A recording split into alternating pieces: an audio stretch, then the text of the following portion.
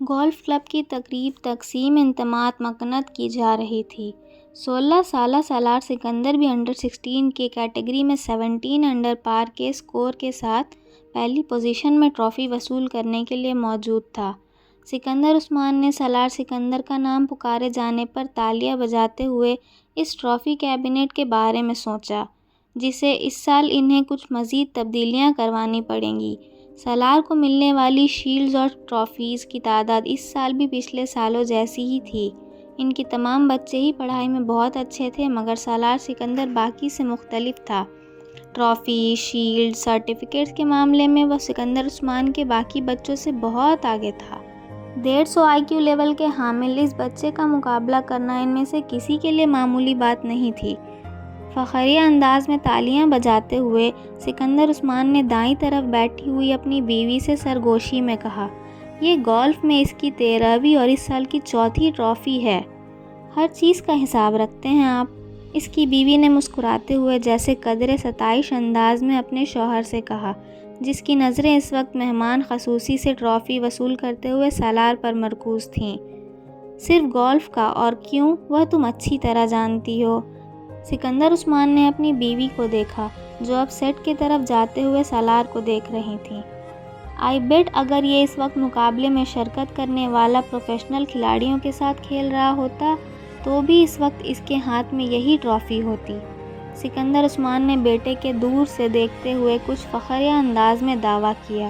سالار اب اپنی سیٹ کے اطراف میں موجود دوسری سیٹوں پر موجود دوسرے انعامات حاصل کرنے والوں سے ہاتھ ملانے میں مصروف تھا۔ ان کی بیوی کو سکندر عثمان کے دعویٰ پر کوئی حیرانی نہیں ہوئی، کیونکہ وہ جانتی تھیں سالار کے بارے میں یہ ایک باپ کا جذباتی جملہ نہیں تھا، وہ واقعی اتنا ہی غیر معمولی تھا۔ اسے 2 ہفتے پہلے اپنے بھائی زبیر کے ساتھ گولف کورس پر 18 ہول پر کھیلا جانے والا گولف کا منچ یاد آیا۔ رف میں اتفاقاً گر جانے والی ایک بال کو وہ جس صفائی سے مہارت کے ساتھ واپس گرین پہ لے آیا تھا، اس نے زبیر کو محو حیرت کر دیا۔ وہ پہلی بار سالار کے ساتھ گولف کھیل رہا تھا۔ مجھے یقین نہیں آ رہا۔ 18 ہول کے خاتمے تک کسی کو بھی یہ یاد نہیں تھا کہ اب اس نے یہ جملہ کتنی بار بولا تھا۔ رف سے کھیل جانے والی اس شاٹ نے اگر اسے محو حیرت کیا تھا تو سالار سکندر کے پٹرز نے اسے دم بخود کر دیا تھا۔ گیند کو ہول میں جاتا دیکھ کر اس نے کلب کے سہارے کھڑے کھڑے صرف گردن موڑ کر آنکھوں ہی آنکھوں میں سالار سکندر اور اس ہول کے درمیان موجود فاصلے کو ماپا تھا، اور پھر جیسے بے یقینی سے سر ہلاتے ہوئے سالار کو دیکھا۔ آج سالار صاحب اچھا نہیں کھیل رہے۔ زبیر نے مڑ کر بے یقینی کے عالم میں اپنے پیچھے کھڑے کیٹ کو دیکھا، جو گولف کارٹ پکڑے سالار کو دیکھتے ہوئے بڑبڑا رہا تھا۔ ابھی یہ اچھا نہیں کھیل رہا؟ زبیر نے کچھ استہزائی انداز میں کلب کے کیڈی کو دیکھا۔ ہاں صاحب، ورنہ بال کبھی رف میں نہیں جاتی، کیڈی نے بڑے معمولی سے انداز میں انہیں بتایا۔ آپ آج یہاں پہلی بار کھیل رہے ہیں اور سالار صاحب پچھلے 7 سال سے یہاں کھیل رہے ہیں۔ میں اس لیے کہہ رہا ہوں کہ وہ آج اچھا نہیں کھیل رہے ہیں۔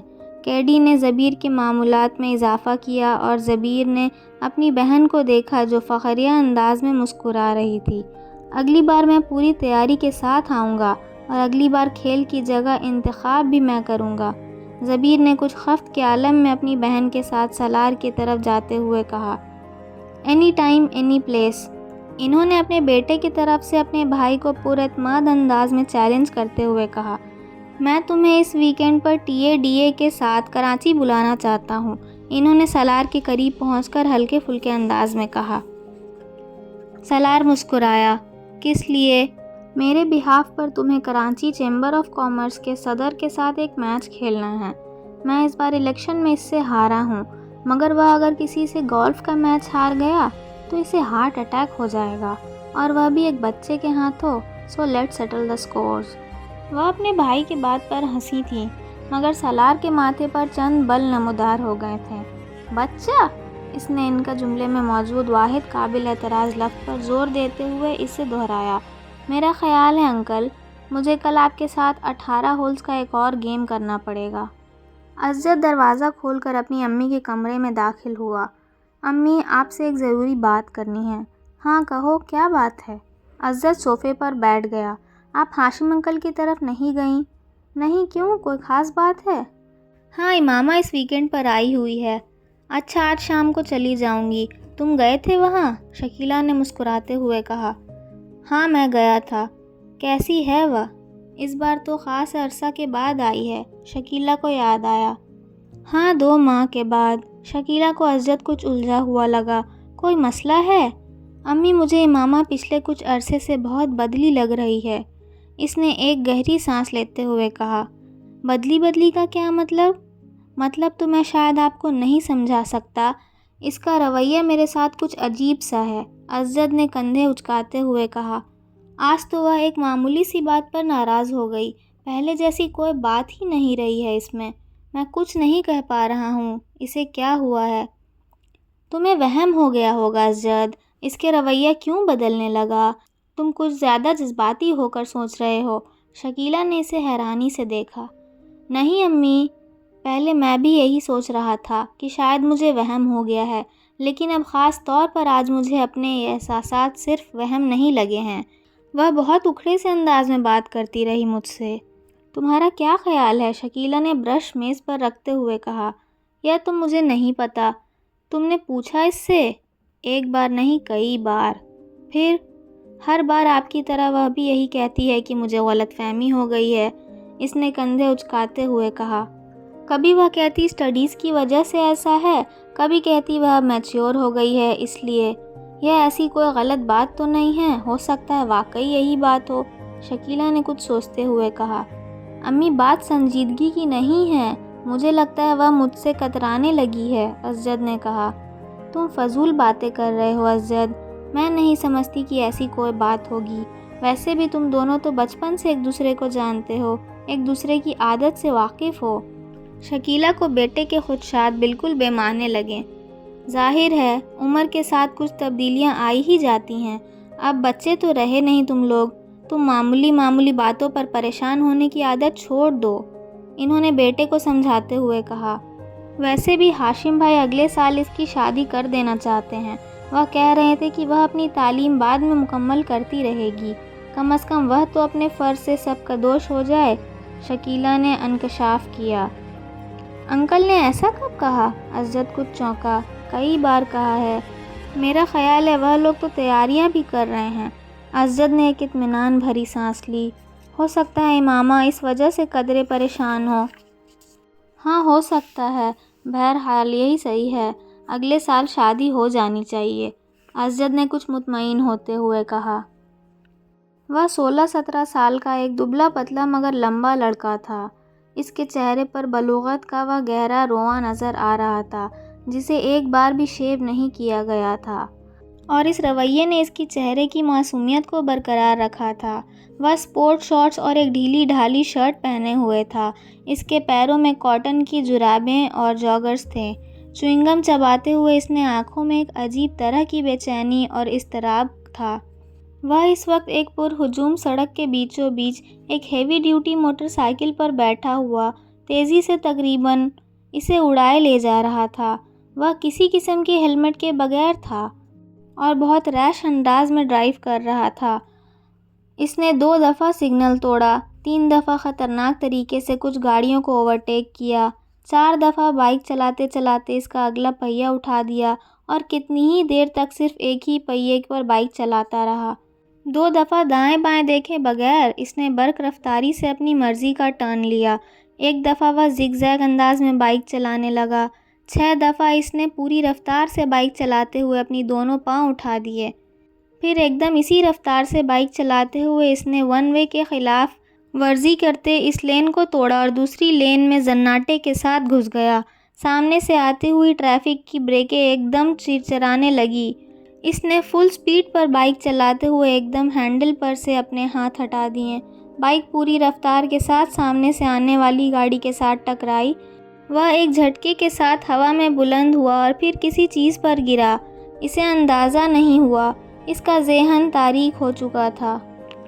وہ دونوں لڑکے اسٹیج پر ایک دوسرے کے بالمقابل روسٹرم کے پیچھے کھڑے تھے، مگر ہال میں موجود اسٹوڈنٹس کی نظر ہمیشہ کی طرح ان میں سے ایک پر مرکوز تھی۔ وہ دونوں ہیڈ بوائے کے انتخاب کے لیے کنونسنگ کر رہے تھے۔ وہ پروگرام بھی اس کا ایک حصہ تھا۔ دونوں کے روسٹرم پر ایک ایک پوسٹر لگا ہوا تھا، جن میں سے ایک پر ووٹ فار سالار اور دوسرے پر ووٹ فار فیضان لکھا ہوا تھا۔ اس وقت فیضان ہیڈ بوائے بن جانے کے بعد اپنے ممکن اقدامات کا اعلان کر رہا تھا، جبکہ سالار پوری سنجیدگی کے ساتھ اسے دیکھنے میں مصروف تھا۔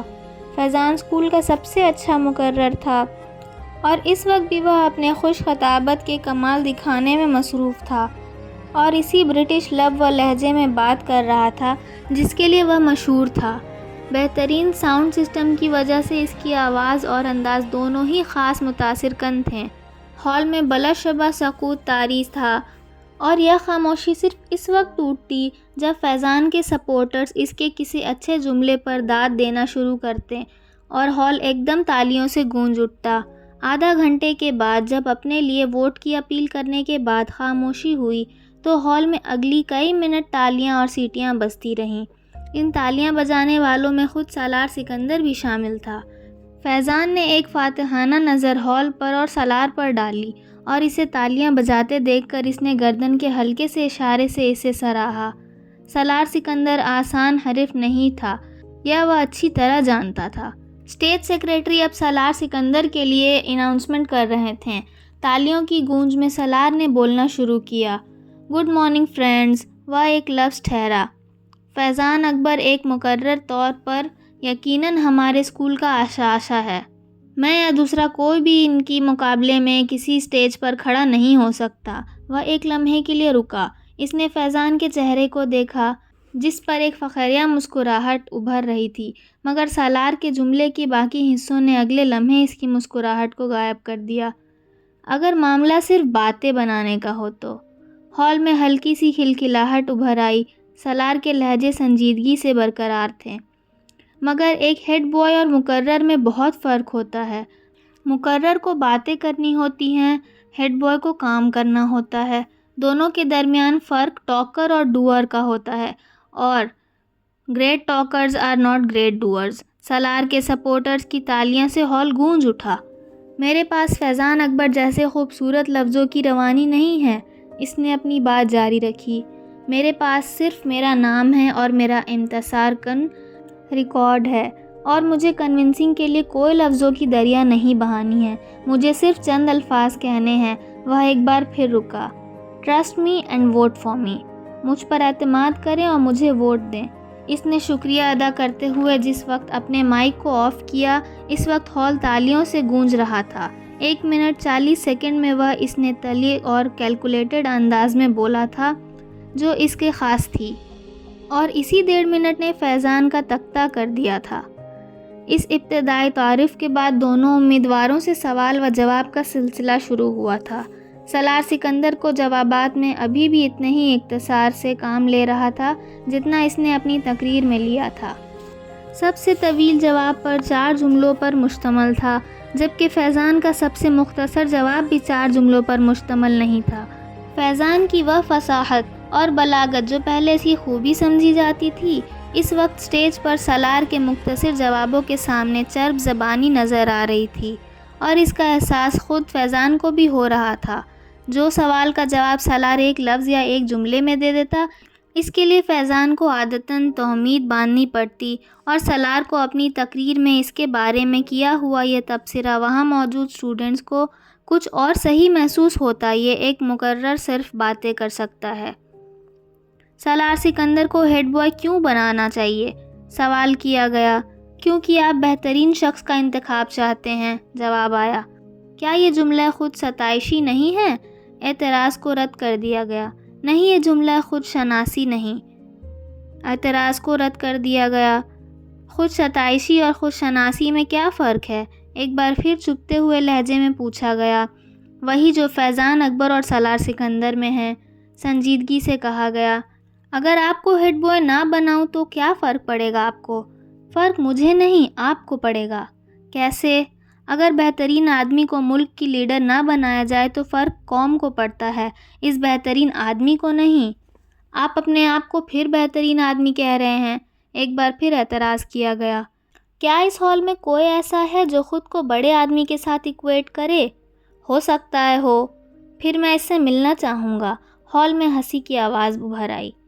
ہیڈ بوائے بننے کے بعد سالار سکندر کو جو تبدیلیاں لائے گا اس کے بارے میں بتائیں۔ تبدیلیاں بتائی نہیں جاتی، دکھائی جاتی ہیں، اور یہ کام میں ہیڈ بوائے بننے سے پہلے نہیں کر سکتا۔ چند اور سوال کیے گئے، پھر سٹیج پر سیکریٹری نے حاضرین میں سے ایک آخری سوال لیا۔ وہ ایک شری لنکن لڑکا تھا جو کچھ شرارتی انداز میں مسکراتے ہوئے کھڑا ہوا۔ اگر آپ میرے ایک سوال کا جواب دے دیں تو میرا پورا گروپ آپ کو ووٹ دے گا۔ سالار اس بات پر مسکرایا۔ جواب دینے سے پہلے میں جاننا چاہوں گا کہ آپ کا گروپ میں کتنے لوگ ہیں؟ اس نے پوچھا۔ 6، اس لڑکے نے کہا۔ سالار نے سر ہلایا۔ اوکے، سوال کریں۔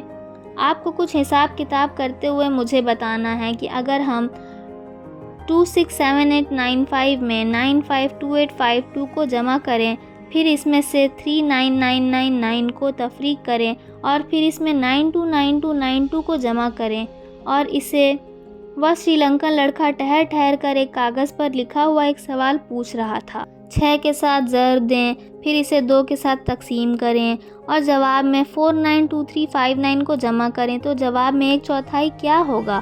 وہ لڑکا اپنی بات مکمل نہیں کر سکا۔ 2035618.2۔ بڑی برق رفتاری سے سالار نے اس احمقانہ سوال کا جواب دیا۔ اس لڑکے نے کاغذ پر ایک نظر دوڑائی اور پھر کچھ بے یقینی سے سر ہلاتے ہوئے تالیاں بجانے لگا۔ فیضان اکبر کو اس وقت اپنے آپ کو ایک ایکٹر سے زیادہ نہیں لگا۔ پورا ہال اس لڑکے کے ساتھ تالیاں بجانے میں مصروف تھا۔ فیضان اکبر کو پورا پروگرام ایک مذاق محسوس ہونے لگا۔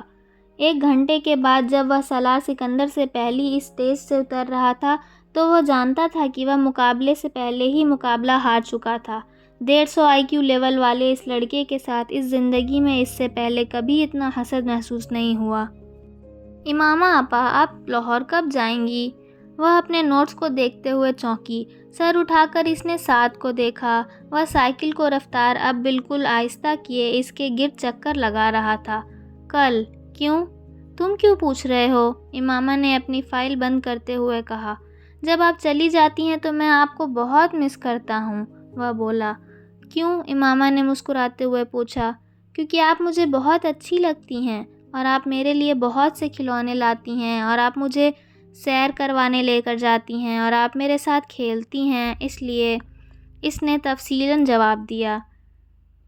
آپ مجھے اپنے ساتھ لاہور نہیں لے کر جا سکتی؟ امامہ اندازہ نہیں کر سکی یہ تجویز تھی یا سوال۔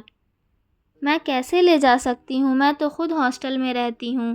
تم کیسے رہو گے وہاں؟ امامہ نے کہا۔ سعد سائیکل چلاتے ہوئے کچھ سوچنے لگا، پھر اس نے کہا، تو پھر آپ جلدی یہاں آیا کریں۔ اچھا، جلدی آیا کروں گی، امامہ نے مسکراتے ہوئے کہا۔ تم ایسا کیا کرو کہ مجھ سے فون پر بات کر لیا کرو، میں فون کیا کروں گی تمہیں۔ ہاں، یہ ٹھیک ہے۔ سعد کو اس تجویز پسند آئی۔ سائیکل کی رفتار میں اضافہ کرتے ہوئے وہ لان کے لمبے لمبے چکر کاٹنے لگا۔ امامہ بے دھیانی کے عالم میں اسے دیکھنے لگی۔ وہ اس کا بھائی نہیں تھا۔ 10 سالہ سعد 5 سال پہلے ان کے گھر آیا تھا۔ کہاں سے آیا تھا اس کے بارے میں وہ نہیں جانتی تھی، کیونکہ اس کے بارے میں اس وقت کوئی تجسس نہیں ہوا تھا، مگر کیوں لایا گیا تھا یہ وہ اچھی طرح جانتی تھی۔ سعد اب 10 سال کا تھا اور وہ گھر میں بالکل گھل مل گیا تھا۔ امامہ سے وہ سب سے زیادہ مانوس تھا۔ امامہ کو اس پر اکثر ترس آتا۔ ترس کی وجہ اس کا لاوارث ہونا نہیں تھا، ترس کی وجہ اس کے مستقبل تھا۔ اس کے 2 چاچا اور ایک تایا کے گھر بھی اسی وقت اسی طرح کے گود لیے ہوئے بچے پل رہے تھے۔ وہ ان کے مستقبل پر بھی ترس کھانے پر مجبور تھی۔ فائل ہاتھ میں پکڑے سائیکل پر لان میں گھومتے سعد پر نظر جمائے وہ کسی گہری سوچ میں ڈوبی ہوئی تھی۔ اسے دیکھتے ہوئے وہ اسی طرح کی بہت سوچوں میں الجھ جاتی تھی، مگر اس کے پاس کوئی حل نہیں تھا۔ وہ اس کے لیے کچھ بھی نہیں کر سکتی تھی۔